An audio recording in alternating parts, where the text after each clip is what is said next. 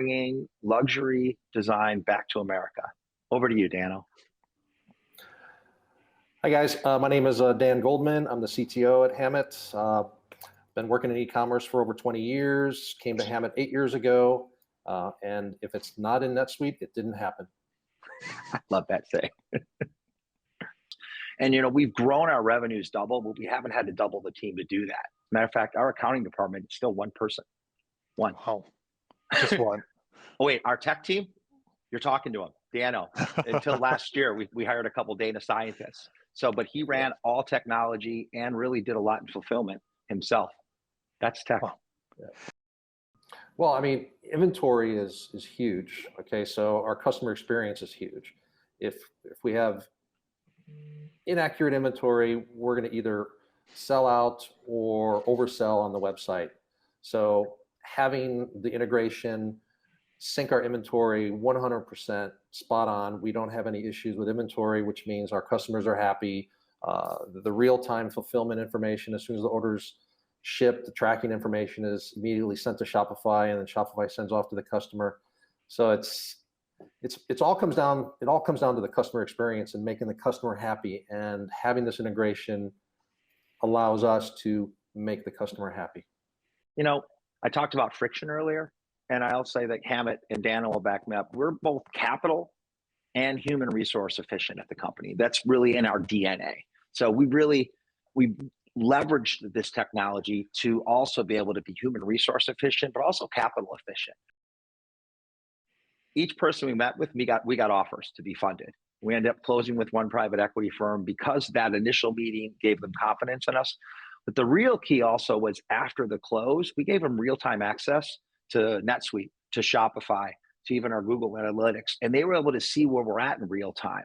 They loved it so much, we won Portfolio Company of the Year, and they've even put this in place for about 6 or 7 of their portfolio companies since then, because they're so happy with what they can see in real time. I mean, I can go back to when we were just 5 people, and that's when we chose to onboard NetSuite. When I look at a business, I think to myself, anything that you're doing manually, repetitively, you want to figure out a way to automate it, systematize it, in some way leverage technology. So that way your small team can do more. From the simplest things of answering the phone and taking an order, to now restaurants, well, everything just comes right in, they make the food and they put it out. For Hammitt, it's the same way. We used to answer the phone and take orders. And then suddenly we use systems to enter the orders automatically by our customers for wholesale. And then we also use Shopify POS and Shopify Plus the same way for people to enter it. Imagine going backwards where you're picking up the phone for every order. I think, Dano, our last event, our sale, we did 14,000 orders in a week. I think that's about right. Yeah. So, I mean, you can't do that. A small team can manage if you really look at automating anything that's manual. Let's go all the way back to the little boy from Cleveland, Ohio, born and raised there. My dad was an entrepreneur. He had a small grocery store in one of the suburbs called Convenient Food Mart. I started working there when I was 10. And I think this is an important part of every entrepreneur's journey. Like, what was your first time that you were in an entrepreneurial environment? And I grew up in it. I 2 brothers and a sister. We all worked in the grocery store, my mom. And I like to always say, I really learned everything I needed to know in regards to building a business, including Hammitt, right there at that store. And so we slowly, each year, it grew every year. Profitability was a little bit elusive, let's say a lot, but we kept growing and we kept adding good people. And, the whole focus for Hammitt was to really bring luxury back to America. There's a lot of handbag brands that we all know the names and we love, but most of them lost their way at some point.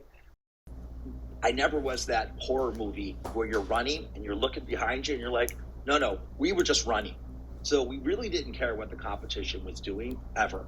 Okay. We knew if we could be a higher quality and value, we would win.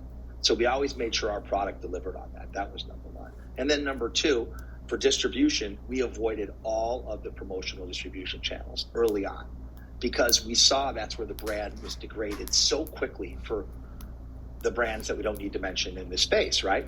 So we avoided that. And then number 2, we actually avoided the super luxury distribution because those were the partners that wanted deep discounts. They wanted to be able to do whatever they could with the brand. So we found that middle ground. specialty stores, Dillard's and Von Maur, family owned, that would maintain price integrity and product integrity to us. I think that was the greatest decision going back 10 years I could have made. But at the time, it was difficult because everyone would say, well, where are you carried? Well, how come you're not in these stores? And I never wanted to disparage. I would just say, well, we've just chosen to go a different path. But in the end, most of those stores are out of business. So last year, prior to the changes, 14.5, 15, iOS, privacy, we were really scaling our Facebook, our Instagram, our Google. And luckily, we layered on top a software called Measure, which uses the classic scientific method of control, test, and scale, kind of similar to what you said. Yes. Because we already had that foundation in place, we were able to lean into our Facebook spend, even though Facebook reporting was showing us it wasn't working. And it's how we were able to grow our D2C business so strong last year with those measurement headwinds. So what we did is we went into our gut to answer your question. We said, we know things are working, but now the reporting is showing it's not, at least from Facebook's side. But what can we do to ensure that we can continue to grow? And we leaned in what had worked prior, and we actually tested out new cohorts with that Measure product. Also, we were able to continue to scale our spend, which continued to scale our revenue overall. When you work in grocery stores, retail at an early age, you have to do it all. So my dad owned one, so I was lucky to start working at 10. And I did receiving, we did cash register, we did restocking.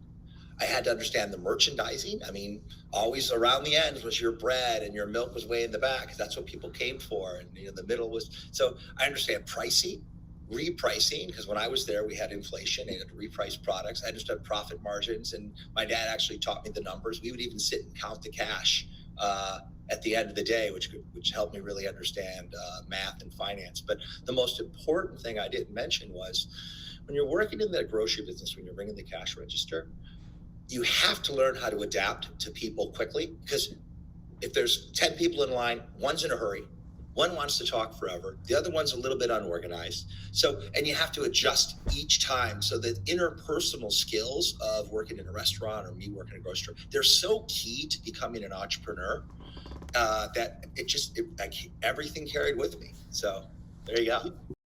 Business people and entrepreneurs did a similar study, and he found out the most successful long-term entrepreneurs and CEOs had a very wide range prior to specializing. And when I read the book, I was like, yes, I could stop pretending that I needed to be in fashion since I was out of the womb, because I didn't jump into fashion until 13 years ago. And all the things I did before that, they seemed to spare it. But the fact that I was in digital advertising taught me the digital side. The fact that I was in construction taught me so much about construction and real estate. The fact that I even had a roofing company, right? Then I jump into what I did afterwards, which was residential finance. I drew from all of those when I got into this business, because this is dynamic. This is not just making handbags. That's the most important part in getting the product right. But the most important part over the last 13 years, which we started in the Great Recession all the way through now, was being adaptable to the outside environment enough to survive, but not so much that I'm being swayed left and right by the current narrative. So we stuck with that same narrative my dad taught me in the grocery store, which is really simple. Whatever you do, be the best, the absolute best. Every customer that you take care of, they should walk out with a smiling face and be happy for that 5-second interaction. It's almost that simple in everything you do as an entrepreneur. If you're the best at whatever you're doing today, you have a chance to be a successful entrepreneur. Their passion for our designs, but really what's behind that? The same type of person loves carrying a Hammitt because they enjoy community. They enjoy connecting. They enjoy seeing each other in the airport and going, Hammitt, oh, wow, where'd you get yours? Where'd you get mine? It brings people together. You have to live in the past on what was successful, and then you have to project 5 to 10 years in the future to make sure whatever choice you make today is going to still work then. I call it second order thinking, not first order. Stop networking. Don't do that. That's not how you build a great business. Start connecting with people just one-on-one, and only connect with people that you have the same passion with. If you're in a transactional relationship with anybody because you think it's going to get you somewhere, well, you're both going to lose from that. If you're listening and you want to do this, just keep making great relationships. And hopefully one day you'll be sitting right here and just talking about how that worked for you. Because it's worked for us at Hammitt, and it worked for me in my personal life. And right now I'm just happier than ever. Shots and to go for it. And when I look back at all the businesses, sure, I've got some successes that I could talk to you about. Let me share the failures if we had time. That list is way longer, but they weren't. They're lessons. You know, Jason, if you learn from them and you grow, you get to an opportunity where you can have a conversation like this.